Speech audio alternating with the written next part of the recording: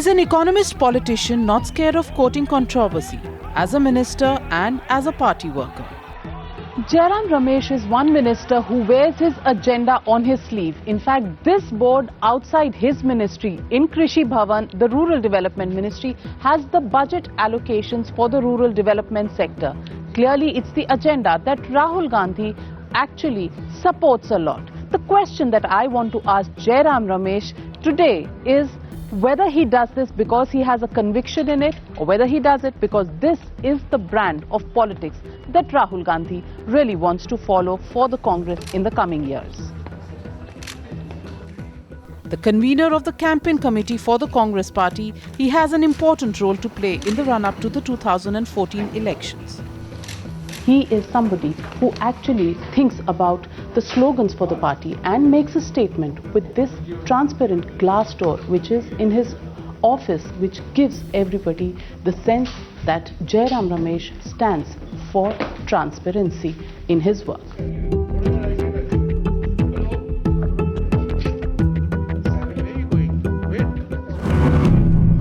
Jairam, you are somebody who has never felt shy of quoting controversy. Very recently you made statements saying that Rahul Gandhi and his moves really frustrated you and he was looking too long term. No. Somewhere do you think Rahul Gandhi is out of sync with the party? Absolutely not. And playing a long term strategy? No, I think you've taken my statement out of context. What I said was that Mr. Gandhi is following a two-track approach, right?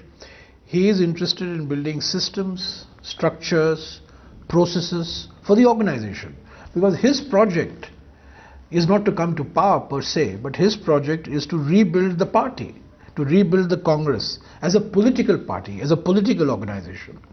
But of course he recognizes that he has to face assembly elections in 2013, national elections in 2014, and election cycles throughout the year in our country. But his fundamental objective is to bring about a new organization, is to reinvent the Congress for a new India. But you're not the first congressman to have expressed some doubts about the long-term strategy. Salman Khurshid last year said that so far they haven't really seen Rahul Gandhi, they've seen some cameos from him. No, the long-term strategy is a trajectory on which he is moving and we're all moving. But at the same time, there are milestones in that trajectory. There's the assembly elections now, there's the national elections in 2014, and you are seeing a very, very active Mr. Rahul Gandhi. I mean, he's campaigning out, even though these are assembly elections, he's out campaigning, he's actually masterminding and, hands-on approach to the election campaign of 2014. A lot of this is not visible, a lot of this doesn't get written about. Because Mr. Gandhi is unlike most politicians, is more low-key and allows his work to speak for himself. Most politicians, you're referring to a specific politician? All of us. I mean, none of us. I'm not low-key, certainly.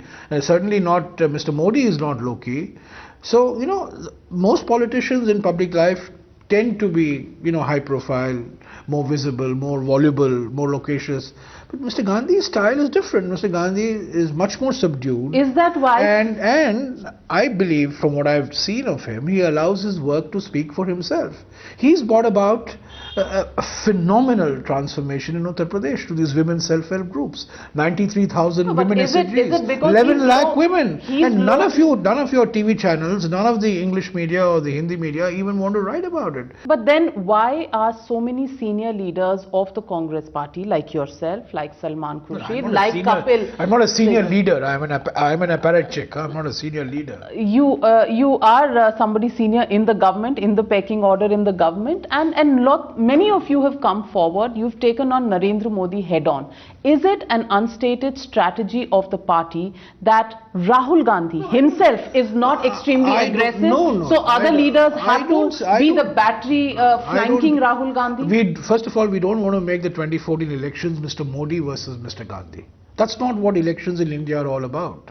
Elections in India are a contest between political parties, between their ideologies, their manifestos, their performance, their pledges. During Indira Gandhi's time also there were personality-based elections. The personalities are important. But ideologies and ideas and institutions are far more important. And 2014, isn't that a defensive strategy? Because the Congress it is a strategy. feels that the Rahul Gandhi versus Modi is a lose-lose for Rahul Gandhi, and therefore now you talk about party and ideology and organization. I wouldn't say it's lose-lose. I would say that this is not the essence of the electoral system in India. This is not, Indian elections are not presidential style contests like the type you have in France or in the United States. As I said, this is a party based system. And frankly, I don't see the reason why Mr. Gandhi should stoop to the level of Mr. Modi. Mr. Modi is not raising any issues. He is indulging in the politics of invective and abuse and rewriting history. He's making up history as he goes along, as you know, you would have seen in the last couple of days. But the charge that the BJP and supporters of Modi make is that people like you haven't left too many adjectives unsaid as far as Modi is concerned. You've in March you've called him authentic fascist. In June, I stand by whatever I have described. I stand by it. I don't retract from what I have said.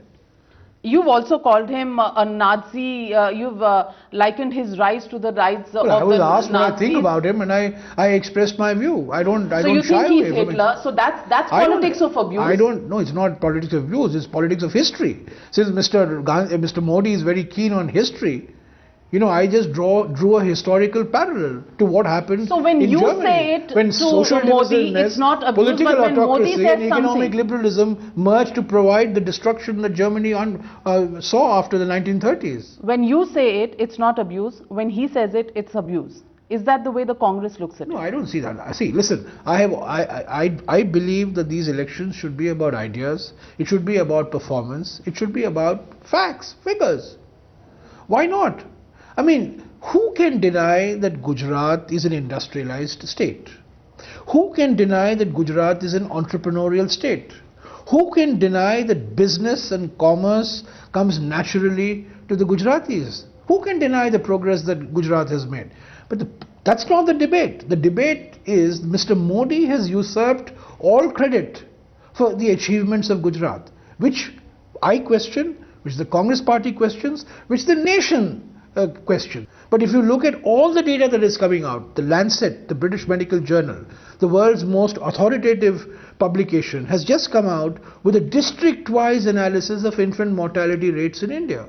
And 6 out of the 50 worst performing districts happen to be in Gujarat. And none of the districts of Gujarat figure in the top 50. So Gujarat may be showing phenomenally high GDP growth rates, but in terms of child mortality, in terms of malnutrition, in terms of women's empowerment, this is a long way to go. As have other states as well. So Gujarat is not unique in this. Jairam, decode Rahul Gandhi for us. Do you think he should have also he should have also played a stint in the government in order to really rise up to the comparisons that are often drawn between Narendra Modi and Rahul Gandhi. 10 years your government has been in power. Rahul Gandhi has not played a stint in the government. Do you think in hindsight, somewhere the records when they are compared, Rahul Gandhi could lose out? Mr. Gandhi may not have been in government as a minister, but he has certainly given direction and momentum to the government. But the accountability comes from being in government. The expansion of the Mahatma Gandhi Narega to all districts of the country was his contribution. The land acquisition bill, which I had the good fortune to pilot, was guided very largely by his vision of what the legislation should be all about. He has given direction on many of the other programs. And of course, the biggest and the most visible and the most dramatic example of how he has driven the government's agenda is his intervention on the ordinance. On the ordinance itself, is that an inflection point? Do congressmen really look at Rahul Gandhi's outburst, as it was called at that point, as a point in the history of Congress party from where he takes on Narendra Modi head on? Has he had to change his persona to a more aggressive persona due to the Narendra Modi pressures? That was Mr. Gandhi. It was not in response to Mr. Modi. It was Mr. Gandhi. I think it electrified the party. It galvanized the party. Electrified or electrocuted?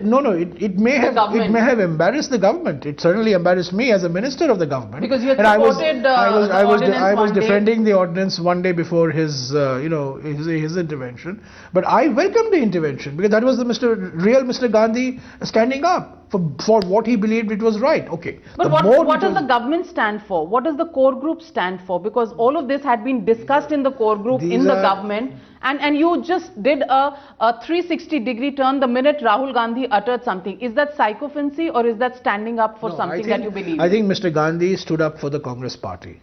He stood up for certain values which he believes in. Mr. Gandhi... So the government had no values? As I understand Mr. Gandhi, since you asked me to decode him, as I understand Mr. Gandhi, when he has something to say, he says it. When he has something meaningful to say, he says it. He doesn't speak for the sake of speaking. Let's look at the big picture. The big picture tells us that the Congress is a party that has been in the UPA too, completely shrouded with scams. We've seen the 2G spectrum scam, we've seen the Commonwealth game scam, we've seen the coal scam, we've seen this Many of these are so-called scams, by the way. Many of these are notional scams. So all the court cases are notional? A hyperactive, a hyperactive judiciary, a hyperactive CAG. So you're blaming the judiciary? See, listen, I think in many of these instances, it was the crossing of the Lakshman Rekha that has resulted in the problem for the UP. Crossing of the Lakshman Rekha by the courts? By the Supreme Court of India? I do not think that the courts are competent enough or have the authority to determine what policy of the government of India should be. It's for the government of India to decide. If there is something wrong in the way the policy has been implemented, from a legal point of view, surely that's the responsibility of the courts. But how governance should be conducted? Then why did A. Raja go to a jail? How food should be distributed? Why do we need a government then? We can just hand over the reins of the government to the judiciary. Or we can give it to the CAG.